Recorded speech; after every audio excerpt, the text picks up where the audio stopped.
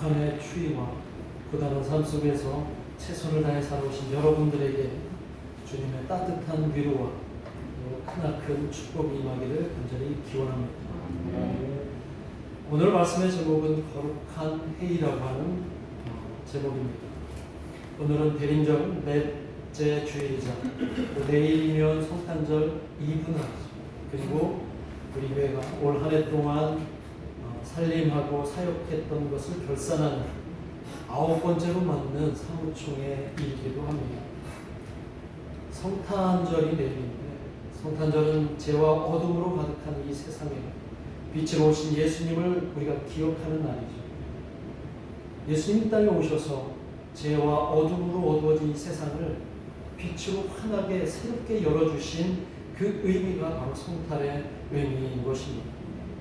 마찬가지로 오늘 우리가 제 9번째 사무총회를 만든 것은 올 한 해 얼마나 다사다난했습니까? 그렇죠?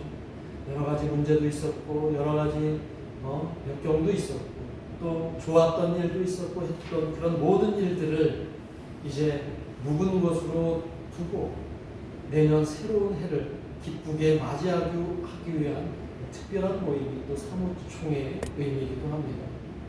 그런데 우리가 매년 하는 회의라든가 또 우리가 가끔씩 1년에 여러 번 하는 회의, 이 모든 것들이 오늘 예루살렘 교회가 우리에게 보여주는 그 회의처럼 거룩한 회의가 되기를 간절히 소망합니다.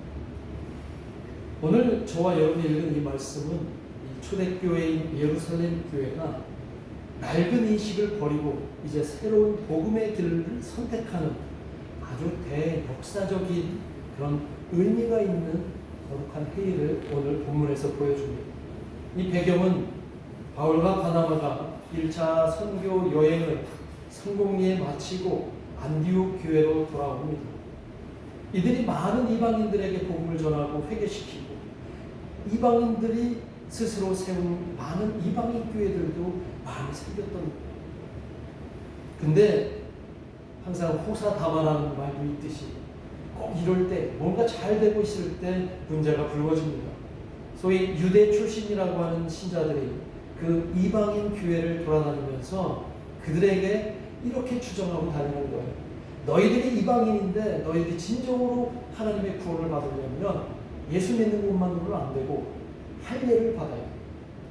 율법, 모세의 율법을 너희들이 제대로 온전히 지킬 때 구원이 있게 되는 것이다 라고 그들에게 주장합니다.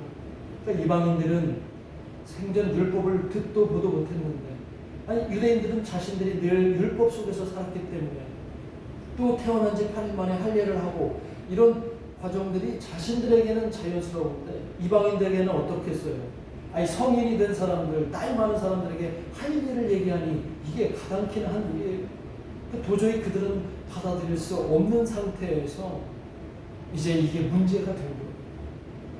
안디옥 교회에서 그 문제가 더욱 증폭이 돼서 심하게 논쟁과 다툼이 있는데, 오늘 본문 2절에 보면 뭐라고 되어 있습니까? 바울과 바나바는 유대에서 올라온 그들과 적지 아니한 다툼과 변론을 벌였다고 해요. 여기는 굉장히 점잖게 표현하는 거잖아요. 그렇죠? 무서울 정도로 아주 심각한 논쟁을 벌인 거예요. 결국 율법이냐 아니면 복음이냐, 이런 논쟁이 이들에게 벌어졌던 겁니다. 이 사태를 보고 있던 안디옥 교회 장로들과 많은 성도들은 불안해서 견딜 수가 없는 거예요.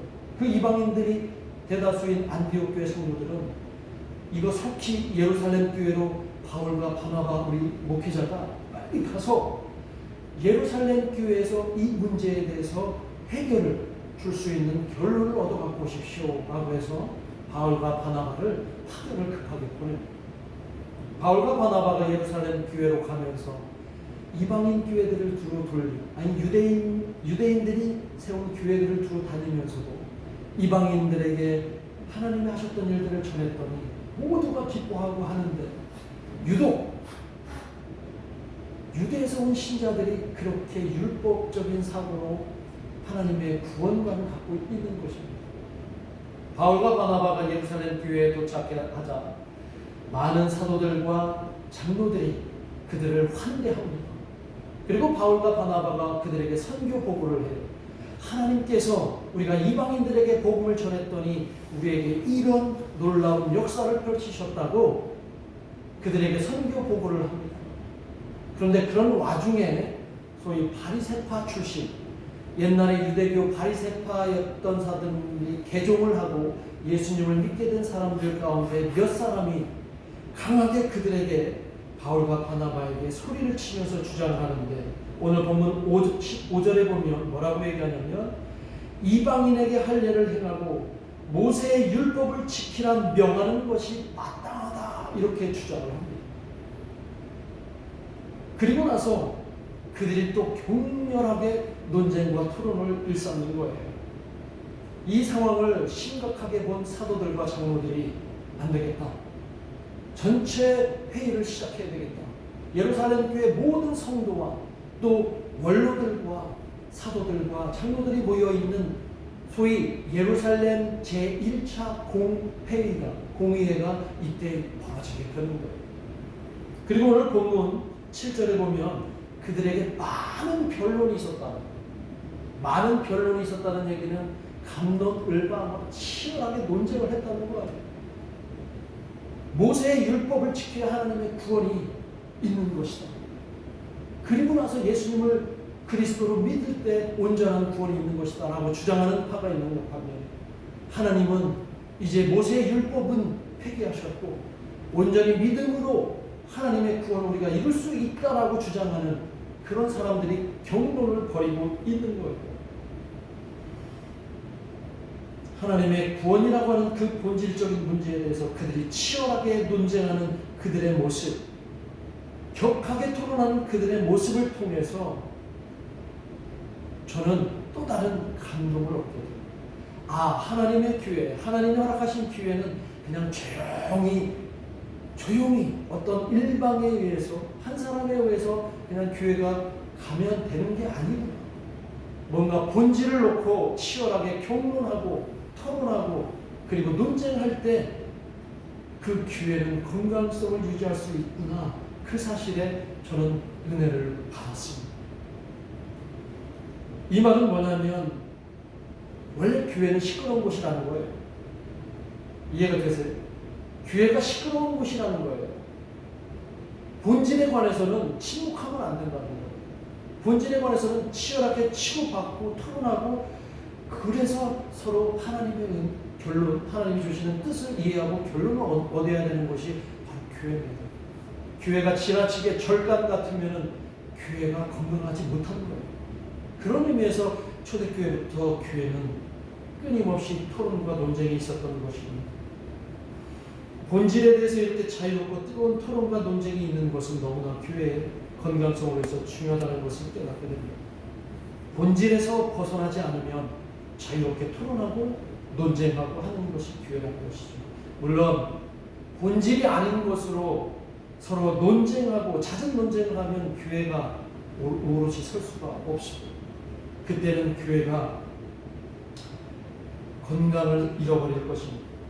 오늘 우리 교회 사무총회도 본질에 대한 것이라면 서로 뜨겁게 토론하기를 간절히 바랍니다. 때로는 논쟁하기도 간절히 바랍니다. 그러나 비본질적인 것으로 서로 논쟁하지 않기를 또한 바랍니다. 예루살렘 교회에서 벌어진 그 구원에 대한 뜨거운 논쟁이 계속 이루어지는 가운데 오늘 본문에 보면 베드로와 야고보가 갑자기 자신의 뜻을, 하나님이 주신 그 지혜를 가지고 그들에게 발언을 합니다. 그리고 그 발언을 통해서 그 거친 논쟁과 경론이 결론을 도출하게 됩니다. 베드로는 먼저 일어나서 얘기합니다. 너희들도 다 보았듯이 하나님이 나를 통해서 그 이방인 백부장 고넬료가 어떻게 구원을 받았는지 잘 알고 있지 않는가. 그러면서 이렇게 10절에서 결정적인 선언을 합니다. 자, 10절에 있는 말씀을 한번 보세요. 너희가 어찌하여 하나님을 시험하여 우리 조상도 우리도 능히 매지 못하는 멍에를 제자들의 목에 두려 하느냐. 여기서 제자들은 누구예요? 이방인 그리스도인을 얘기하는 겁니다. 이 말은 우리도 율법을 제대로 지키지 못하면서 우리도 율법을 제대로 따르지도 못하면서 어떻게 왜 이방인들에게만 그 율법의 짐을 지우려고 하느냐, 이 말을 지금 베드로가 하는 겁니다. 오늘날 우리도 마찬가지죠.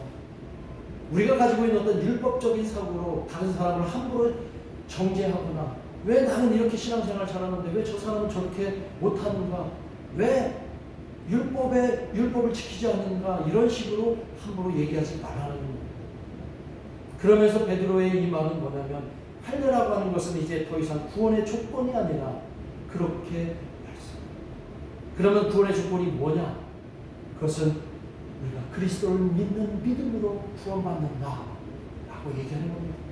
자, 11절 말씀으로 이제 종지부를 끊습니다. 그 논쟁에 11절 말씀에, 베드로의 그 말씀에, 우리는 그들이 우리와 동일하게 주 예수의 은혜로 구원받는 줄을 믿노라 라고 얘기를 합니다.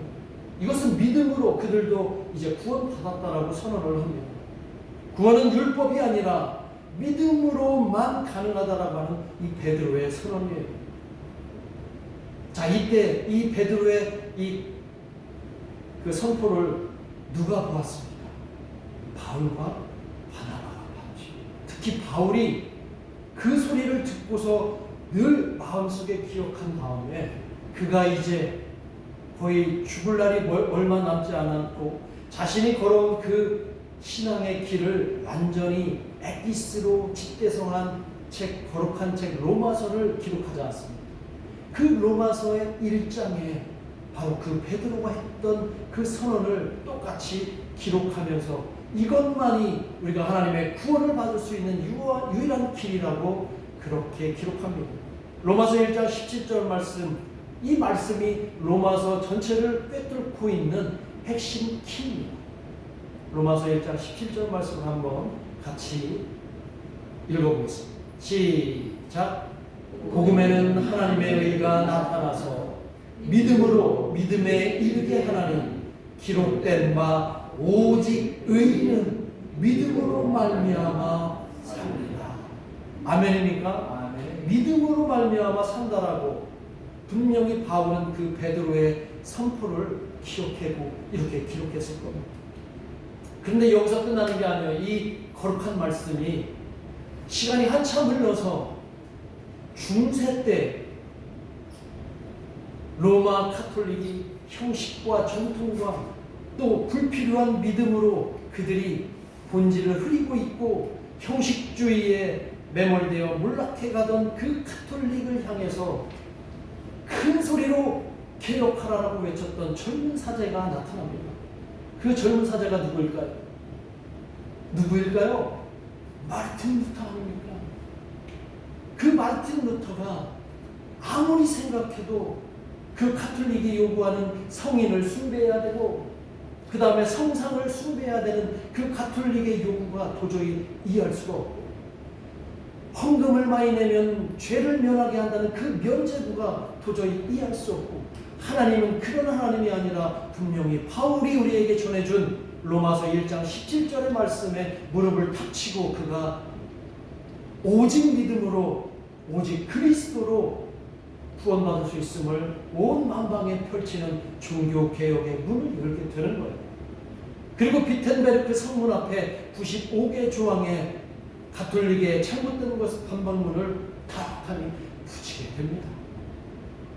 그 마르틴 루터가 종교개혁을 할 수 있었던 근거가 바로 로마서 1장 17절. 다시 거슬러 올라가면 예루살렘 교회에서 베드로가 외쳤던 그 말씀과 연결이 된다는 것이죠. 그렇게 시작된 개혁교회가 시간을 흘러서 오늘 우리 수면신교회가 바로 그 개혁교회인 줄을 기억하시기를 간절히 소망합니다. 초대교회 예루살렘 교회에서 시작됐던 그 거룩한 행위가 거기에서 결정된 그 숭고한 선언이 오늘 우리 수면신교회도 있는 줄 믿습니다. 그 거룩한 회의에서 선언은 복음의 자유로움을 선언한 거예요. 다른 말로 얘기하면 복음 앞에서는 이제 절대 누구도 차별받을 수 없다. 그런 얘기를 하고 있는 겁니다. 복음 앞에서는 유대인과 이방인이 없습니다. 복음 앞에서는 모두 그리스도 안에서 한 형제요 자매일 뿐입니다. 그래서 오늘 베드로가 9절에서 이렇게 말합니다. 그들이나 우리나 차별하지 아니하셨느니라 라고 했습니다. 그리고 11절에서 또 말합니다. 우리는 그들이 우리와 동일하게 주 예수의 은혜로 구원받는 줄을 믿노라. 베드로가 아주 그냥 종집을 내요. 모든 논란의 종집을 끊습니다. 그리고 더 나아가서 나중에 바울은 갈라디아서에서 이 점을 더 구체적으로 표현하는데 갈라디아서 3장 27절과 28절에 사도 바울이 이렇게 기록합니다. 한번 같이 읽어봅니다. 시작. 누구든지 그리스도와 합하기 위하여 세례를 받은 자는 그리스도로 옷 입었느니라. 너희는 유대인이나 헬라인이나 종이나 자유인이나 남자나 여자나 다 그리스도 예수 안에서 하나이니라. 믿습니까? 어떤 식으로든 교회 안에서 차별이 있어서는 안 된다는 얘기를 지금 하고 있는 겁니다. 예수 그리스도 안에서 모든 사람들은 평등함을 선언하시는 거고 차별하지 말라라고 얘기를 하시는 겁니다. 만일 차별하면 복음의 정신을 위배하는 것이라고 오늘 우리에게 말씀하십니다. 여러분에게 분명히 말씀드립니다. 복음은 주인과 노예 신분의 차별을 금합니다. 복음은 성직자와 평신도의 차별도 금합니다. 복음은 인종 간의 차별도 금합니다. 복음은 가난한 자와 부한 자의 차별을 금합니다. 복음은 여성과 남성의 차별을 금합니다. 만약 이것을 어기는 교회와 신자들이 있다면 그것은 예루살렘 교회가 선언한 치열하게 논쟁에서 얻은 그 선언한 거룩한 회의를 부정하는 것이고 바울이 선포한 그 말씀을 우리는 부정하는 거예요. 만약에 그렇게 부정하는 교회와 사람들이 있다면 바울과 바나바와 베드로와 야고보가 했던 것처럼 치열하게 맞서서 논쟁을 해야 됩니다. 치열하게 맞서서 토론해야 됩니다. 그리고 하나님의 우리에게 주신 그 결론을 도출해야 합니다. 이제 말씀을 맺겠습니다. 올 한 해 우리는 또 우리 교회는 적지 않은 문제들을 만났었지만 복음의 정신으로 잘 견디시고 또 잘 결정하신 저와 여러분에게 하나님의 위로가 있기를 주님의 이름으로 축복합니다. 그리고 또 앞으로 많은 문제들이 우리를 기다릴 것입니다. 그때마다 우리는 예루살렘 교회가 보여준 그 모범을 본받아서 거룩한 옳은 결정, 당당한 길로 나아가는 저와 여러분이 되기를 간절히 소망합니다. 오늘 지금부터 이제 있어질 사무총회도 예루살렘 교회를 닮아 거룩한 회의로 은혜 있는 총회가 되기를 간절히 소망합니다. 기도하겠습니다. 우리 합심해서 기도하겠습니다. 우리가 구원받은 것은 율법이 아니요 우리가 믿는 믿음으로 가능했음을 이 시간 깨달았기에 이제 교회 안에서 우리에게 구원해 주신 분명한 이유를 기억하면서 오늘 있어질 사무총회와 또 우리의 믿음을 놓고 함께 기도하겠습니다. 아버지 하나님, 이 시간 기도합니다. 오늘 우리에게